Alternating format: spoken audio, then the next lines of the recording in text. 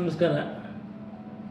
ಇವತ್ತು ಗೆಳೆಯರಾದ ಧೀರಜ್ ಪೊಯ್ಯಕಂಡ ಅವರ ಆತ್ಮಕಥೆ ಅಂತ ಹೇಳುವ ಒಂದು ಕಾದಂಬರಿಯನ್ನು ಪರಶಿವಪ್ಪ ಅವರು ಬಿಡುಗಡೆ ಮಾಡಿದ್ದಾರೆ ಸ್ನೇಹ ಬುಕ್ ಹೌಸಿಂದ. ಅದನ್ನು ಬಿಡುಗಡೆ ಮಾಡುವಂಥ ಒಂದು ಸುಸಂದರ್ಭ ನನಗೆ ಬಂದಿತ್ತು. ಆ ಪುಸ್ತಕವನ್ನು ಬಿಡುಗಡೆ ಮಾಡಿ ನಾನು ಮಾತಾಡ್ತಾ ಇದ್ದೀನಿ. ನನಗೆ ಈ ಹಾರರ್ ಕಥೆಗಳನ್ನು ಭಾಳ ಇಷ್ಟ.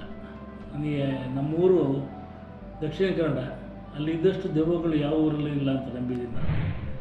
ಒಂದು ಕಾಲದಲ್ಲಿ ನಾವೆಲ್ಲ ದೆವ್ವವನ್ನು ಹುಡ್ಕೊಂಡು ಓಡಾಡಿದವರು. ಬೆಟ್ಟಗಳಲ್ಲಿ, ಹಳೆಯ ಅರಮನೆಗಳಲ್ಲಿ ಅಥವಾ ಸ್ಮಶಾನದ ಆಸುಪಾಸಲ್ಲಿ ದೆವ್ವಗಳು ಕಾಣಿಸ್ತವೆ ಅಂತ.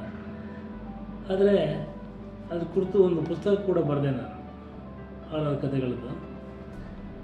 ಆ ಕಾಲದಲ್ಲಿ ಎನ್ ನರಸಿಂಹಯ್ಯನವರು ಸುಮಾರು 100ಕ್ಕೂ ಹೆಚ್ಚು ದೆವ್ವದ ಕಥೆಗಳನ್ನು ಬರೆದಿದ್ದಾರೆ, ಹಾರರ್ ಕಥೆಗಳನ್ನು ಬರೆದಿದ್ದಾರೆ. ನಂತರ ದಿನಗಳಲ್ಲಿ ಅದು ಭಾಳ ಕ್ರಮೇಣ ಕಡಿಮೆ ಆಗ್ತಾ ಬಂತು.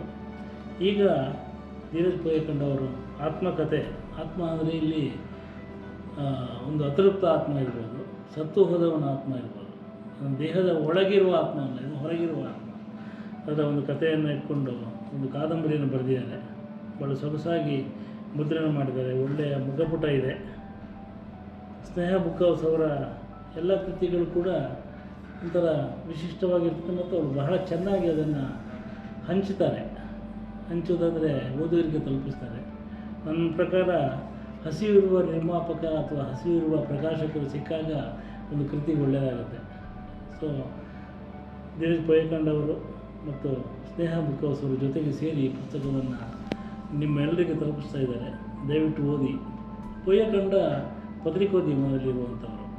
ನಾನು ಹೇಳ್ತಾ ಇರ್ತೀನಿ, ಪತ್ರಿಕೋದ್ಯಮ ಮತ್ತು ಅಕ್ಷರದ ಜಗತ್ತಿನ ಸಂಬಂಧ ಬಹುಶಃ ಇತ್ತೀಚಿನ ದಿನಗಳಲ್ಲಿ, ಸುಮಾರು ವರ್ಷಗಳಲ್ಲಿ ಬಹಳ ಗಟ್ಟಿಯಾಗ್ತಾಯಿದೆ. ಬರೆಯುವವರಲ್ಲಿ ಹೆಚ್ಚಿನವರು ಪತ್ರಿಕೆಯಲ್ಲಿರುವಂಥವ್ರು.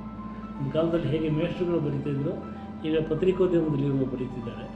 ಪೊಯ್ಯಕಂಡ ಕೂಡ ದಿನವೂ ಅಕ್ಷರಗಳ ಜೊತೆ ಸಹವಾಸನ ಇಟ್ಟುಕೊಂಡು ಅದರ ಜೊತೆಗೆ ಅದರ ಆಚೆಗೆ ಈ ಥರದ ಕ್ರಿಯೇಟಿವ್ ಆದ ಬರಹಗಳನ್ನು ಬರೆದಿದ್ದಾರೆ. ಅವರಿಗೂ ಒಳ್ಳೆಯದಾಗಲಿ. ಎಲ್ರಿಗೂ ನಮಸ್ಕಾರ.